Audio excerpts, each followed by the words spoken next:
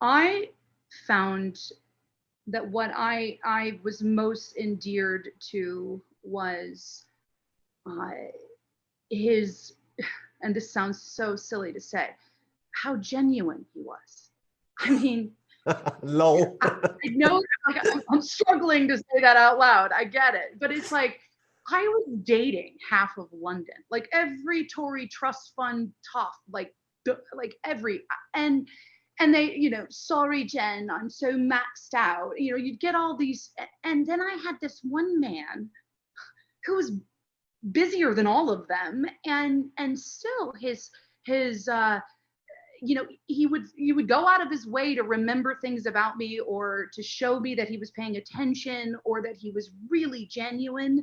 Because he said, look, Jennifer, I like you a lot. You'd get he's like, no, don't play with me here.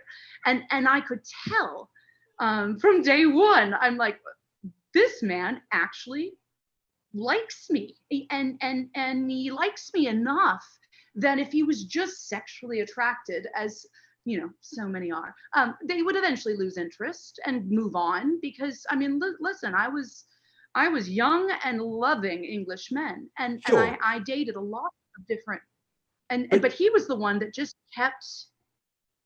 I mean, look, with hindsight, you must have known that he was a tremendous player, a tremendous swordsman. I mean, Boris has just been pulling birds since he was about 14, very successfully. I understand. He does seem to have this gift, but I mean, you must have known about that. Yes. Oh yes. Yeah. Oh, you Maybe remember? I was fresh off the boat from Los Angeles. I mean, men wielding their power to entertain or impress young women was, what I did day in and day out there. Yeah. So when I came over, I was like, look, there is nothing you can do or say. I mean, there's nothing interested about a married politician. There's nothing interesting about a buffoon that goes around just regurgitating what he's told on stage. And he said, all right, Jennifer, you're right. You have me figured out. Here I am on groveling before you, and he'd have this way of making me laugh. But here's also what I loved. I could make him laugh, like that guttural laugh where he, and he would just lose himself. And to me, that was such a, so it made me, I loved it, because when you saw a man that was always so professional and had to do and be, and, and then when you could just disarm him, and he became a human being in front of you, it becomes the most, human. So it didn't matter what he looked like. It didn't matter about us. It was in that moment, there was a genuine connection, and the connection didn't go away. If anything, he kept pursuing me. And it was that pursuit that after a while, I was like, you know what? I actually like this guy. I mean, we can talk, we engage. He's very intellectually stimulating. He'll listen to me ramble on about politics and finance and half the crap he doesn't even understand, especially when it came to tech and security. Like, he'd always say, "Now, Jennifer, listen to me. Are you the one doing the hacking?" Like, he would always, what does this mean? Seed investment. What is all this? And I'd have to, and I loved it. Although you're doing, he does have this thing he does where he pretends to be more stupid than he is, doesn't he? Oh yeah. Oh yes. I've noticed friend of mine said,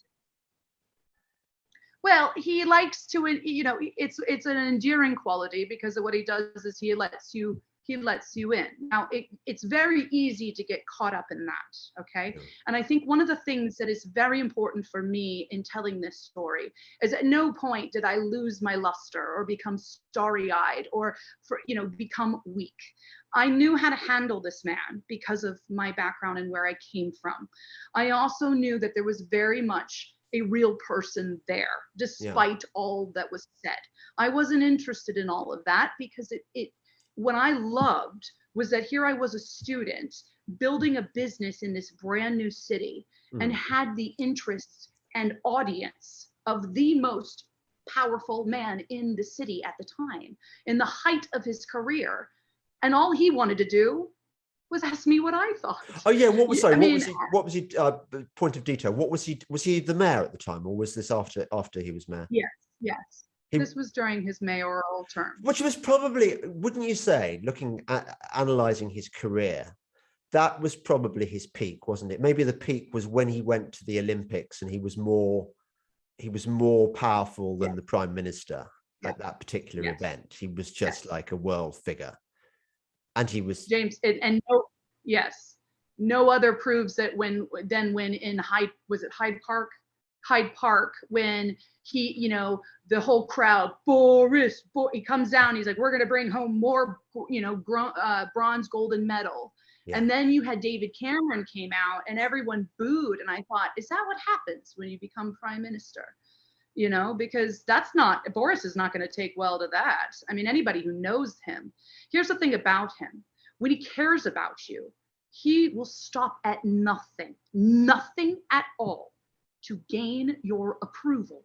He cannot stand when you are upset with him. So it is a weakness trait of his, because when wielded, it will exploit him and ultimately be his demise. It will be his undoing, because that is the weakness of this man. And I saw it. Now, I genuinely cared about him for many, many years, and I know he did, but I knew that that was not going to be a man that I was going to make a life with. He was never going to be the father of my children. Yeah. You know, and we were at two different stages in our lives also. Remember, I got invited in to all the intimate places of the life that no one sees. I saw, you know, I was in that house. I knew about the South, you know, I was invited to the country, you know, like I saw that, and I saw the ghost of a family that once was, you know, another woman and her children, and a man who was ready to be a dad 30 years ago, and their life together. And that's the moment I knew this was never going to be the man that I would ever want to, like, don't leave your wife.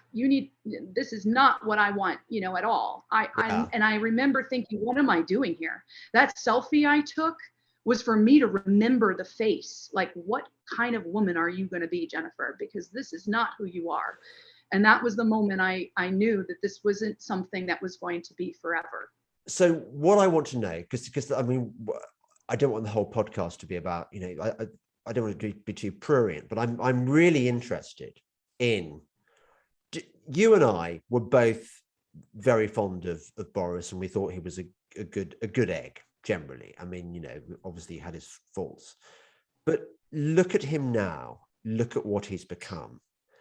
I mean, you must have thought long and hard about what it is that's happened to him. Has he been nobbled? Has he been or were we perhaps dupes all along? Because I think, look, there are two theories on Boris for those of us down the rabbit hole. One is that the kind of the sheep farm podcast view, is it sheep farm, you know, the boys from Yorkshire, which is that Boris was another of those kind of actors that are groomed from a very early age to become part of this elite system and to, you know, to treat us like cattle and, you know, to rule the world. There's the other theory, which is that no, things don't quite work like that, that he was bumbling along and he became prime minister, and then maybe it was during, you know, when he got sick with COVID, something weird happened to him, like the cabal had a word, and that was the point where he completely lost it. What's your theory on this?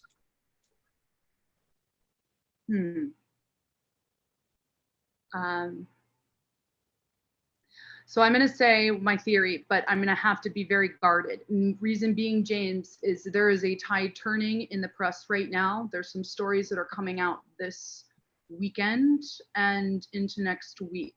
I'm liking your portentous tone already. This is, tell me, vouchsafe this information.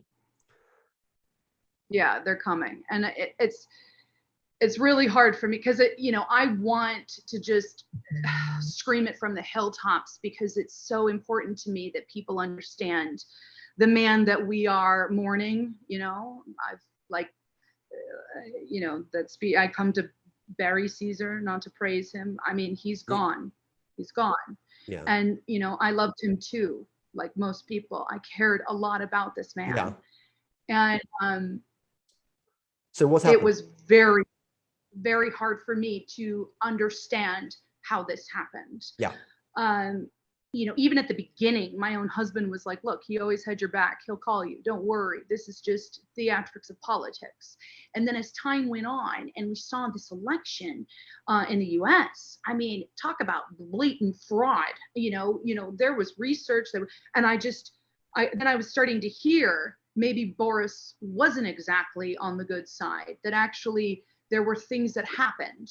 And then if we rewind the clock and look at the timeline of things, you know, that's when I started waking up to maybe this actually isn't the man that I knew at all, that something has changed.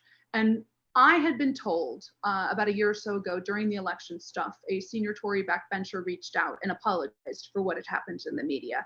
And he apologized for everything that had said. And he said, you know, there's a reason why I've never moved up in the ladder. And I said, well, do explain, because what's happening to my friend? And he said, you know, dark things happen. And what happens is they come to you, they I don't know exactly the specifics, so forgive me for if I misspeak, but more or less it was, you know, there is an offer given where you are promised, you know, the Brexit, the peerage of the Lords, the, you know, the notoriety.